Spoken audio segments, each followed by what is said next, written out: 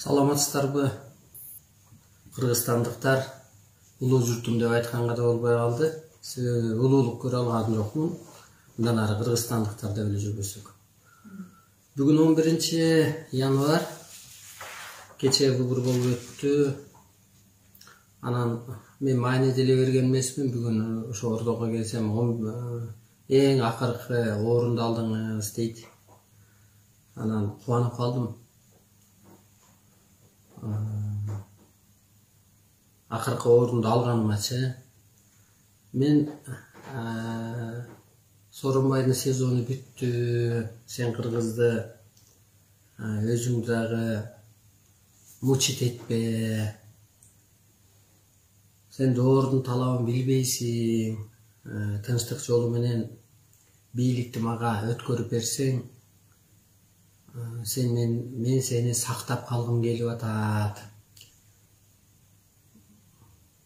Спасать хотел вас деп айттым мен.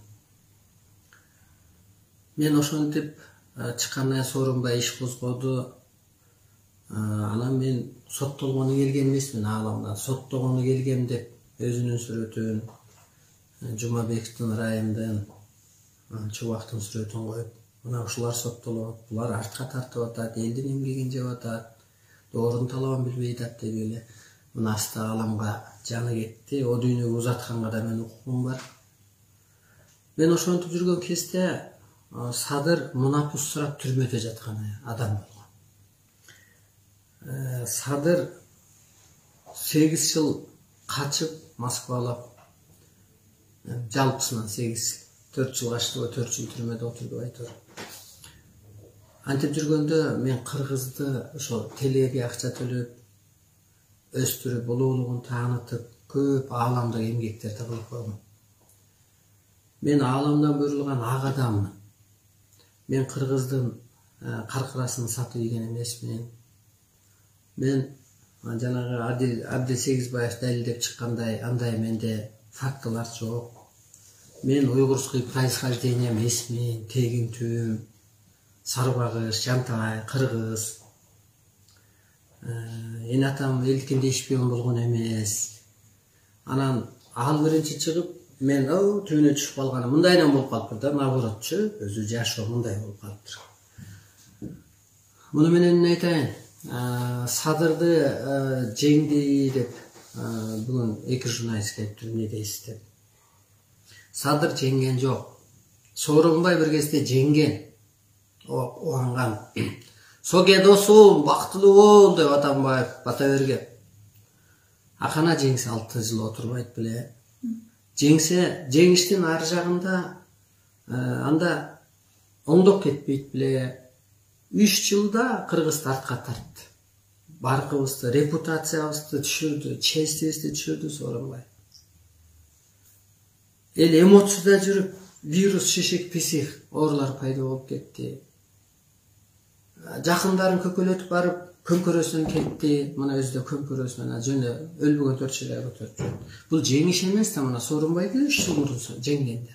Ошол сыяктуу деле азыр Садыр жеңген жок. Садыр кыргызга кырсык, кыйынчылык, ажал, азап гана алып келет. Муну айтты койду деп эле. Бүгүн ошо жардамчыларым айтты, түндө Жалал Абадта жер титирептир. Көлдө бирөөлөр кырсыктаптыр, ал бул деп. Мен ошон үчүн айткам да, чындыкты колдобосоңор, ар бир кадамда Ататек Арбайлар постто турат, кырсыктатып коет. Мен атаңардын ааламдык Ататек Арбайлардын эле айтып атам силерге деп. Эмнеге Садыр кырсыктатат дегенде, аалам мындай деп атат. Биздин генибиз өсүп жетилгенде 21-кылымда. Гени жетилген бала деле ата эне болот, анан аталай болбойсуң, энедей болбойсуң, мен балжаңдап кайрыда жүрөмүн, сүйдене барасың, эне болсоң, баланы бешке буып кой. Мисалга да, кыздагыдай болот. Ошол сыяктуу адамдын гени жетилгенде азыр инямдан чыгып адам бол, арбай бол. Арбай деген улуулук сыпатка. Теңирчилик деген сөз ушу теңир сыпаты болгон кыргыздачы. Теңирдей тең болгон кыргыз, калыс болгон. Ушу сыпатка жетпесе, адамзатты аалам кырсыктатып атат. Malынан, pulundan, байлығынан, бийлигинен, бала чакасынан, өлүмдөн жана башкадан. Ошондуктан сиздерге кырсык гана алып келет.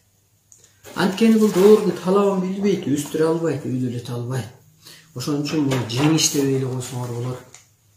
Bir жылы bir депутатка бардым эле, эсимден чыгып кетти. Ошо Курмантай Абдиев. Анан ошо улуу кыргыз жөнүндө айтсам, кайсыңа кыргыз деп атасың? Небересин сорттуктап атат го деп жерде видеодо жүрөт. Энесин уруп койду го дейт да бирөөнү. Атасын өлтүрүп коюп атат. Ошо улуу кыргызың дегенин унчукпай эле уялып чыгып кеттим эле. Анысы кандай? Мен ошо кыргыз кырсыкпаса экен. Кырсыкпай ошо пендечиликтен периштелик сыпатка өтүп алса экен деп. Мен өз аракетимди кылдым. Мен аябай көңүлүм ачык азырчы. Мына бүгүнкү күндө көңүлүм ачылып, сүйүнүп кубанып атырам. Себеби мен аманатыңарды бердим, өткөрүп койдум. Энергиясы жок адам башкара албайт, куткара албайт. Энергия дегенди мындай түшүнсөк болот. Жана Зүлфия Адам ата көрүнгөндө 3 периштени жайгашат деди. Анан 3 периште жайгашкандан кийин ал жазып калды. Ошол сыяктуу эгер ал периште жайгашпаса, ал адам жазбайт эле. Анысы кандай? Мени Кудай энергиясы кийгенден кийин анан ошо 2020-жылы Арсылайдын телосы менен кийген Кудай энергиясы айырмасы болот. Анан Арсылайдын айтканы, көзү, ою, сөзү закон болот деген. Ошондуктан мен кыргыздын карызын доолоп Кытай келгенде Солтон Сарыдан улуу тоолуктар менен алар чабышканда мен коргоп, кыргыздан карызын кечпесең вирус жөнөтөм, коюн жөнөтөм, булут жөнөтөм деп келдим эле. Анан бүгүнкү күндөгү жыйынтыкты ошо кыргыздын жан дүйнөнүн жакырчылыгы болгонунан, жакыр адамды ошол 2000 сомго жашоонун жакыр болгонунан, ошол 2000 сомго же коркут үркүтүүбү, же ошо жердешчиликпи, ошол аалымды, чындыкты сатканыңарга эми улуу адам таарынбайт эч кимге, менде таарыныч жок. Бирок ошо жан дүйнөңөрдүн ушунча жакырланып калганыңарга өзүңүздөр күбө болдуңуздар. Мен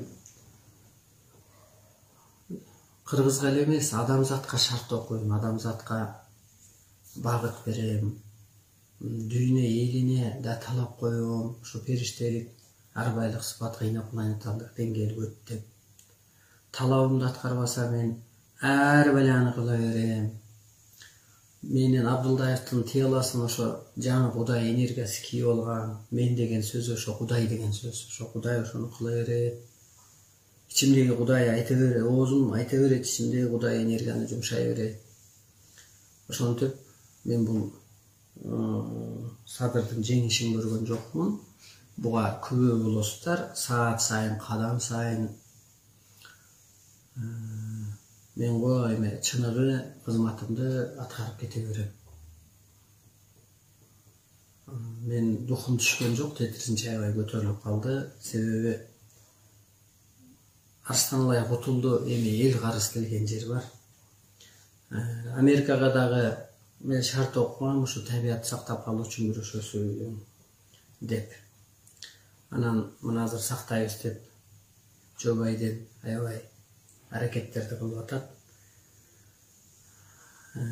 Орус элине, Европа элине да ошо адамзатты сактап калышын керек дегенбиз. Мына Европа эли ошо мигранттарды кабыл алып, колунан келишинче аракет кылып атат. Кудай энергиясы жерге түшпөсө, жалган өзү жоюлбайт эле.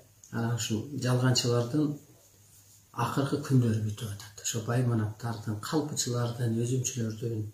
Ошондуктан силердин ичиңердеги жалгандагы күн өткөн сайын өлүп бүтүп баштайт. Бул жерде берилет. Жүрөгүнүн үшүн алган сыноолорду жөнөтөт Арстанбай ар бир адамдын ичине деп. Жүрөгүңөрдүн үшүн алган бир сыноолор болот. Оору жөнөтүп, анан ички жан дүйнөсүн тазартат дейт. Андай нерсе болот. Осул ишке туш кылып, жылаандай өңүм муздатып коет дейт Арстанбай.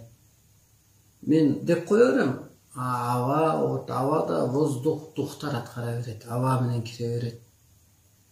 Ошондуктан ошо көзүмө теңир ата көрүнгөндө сен адам эле болуп алдың, адам сыпат өтүп алдың, сен чоң аалам бол деп аябай тилдеп кеткен, ансыгандай анан ошондо адамзатты бир сәнти көрсөтүп кеткен. Ошондуктан мен кыргызды ушу өзүмө теңеп алган окшойм. Ошо адамзат катары эле бир карабасам болбойт эмес, анан ааламдан да мынтип берилет. Кыргызстанда мусор эле кыргыздар калган деп берилет. Капа болбоңуздар. Кыргыз эчак эле дүйнөгө таркап кеткен дейт. Ошон үчүн кыргыздын оңгу сөздөрү дүйнөдө көп делет. Анан бузук элге бучук бий деп коет. Бузулуп калганыңарды өзүңүздөр көрдүңүздөр.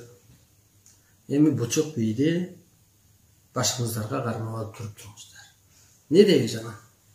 Мына, аны менен, анын каралыгы менен менин актыгымды мындайынан алып келип койдуңуздар да. Анан эми баягы верхногами дегендейчи. Анан эми ар жагын менде күнөө жок. Мен сабагымды өттүм, энергиямды жумшадым, мээримди төктүм, элдин астына чыгып ушул нерсенин баарын аткарып бердим. Мен кечээден баштап түштөн баштап аябай чоң энергия жумшалып түшүп, анан жан дүйнөнүн бейпил, бул жашоонун бейиши дейт, могу жашоонун бейиши. Бул жан дүйнөнүн бейпилдиги дейт. Укмуш бейпил болуп атат да менин жашоом. Мындай жан дүйнө. Ошондуктан мен кутулдум. Кыргызстандыктар өзүңүздөр эми күрөшүңүздөр. Ошол техникаң менен, бийлигиң менен, садырчыгың менен кырсыгыңды да токтотуп көр, кыйынчылыгыңды да токтотуп көр.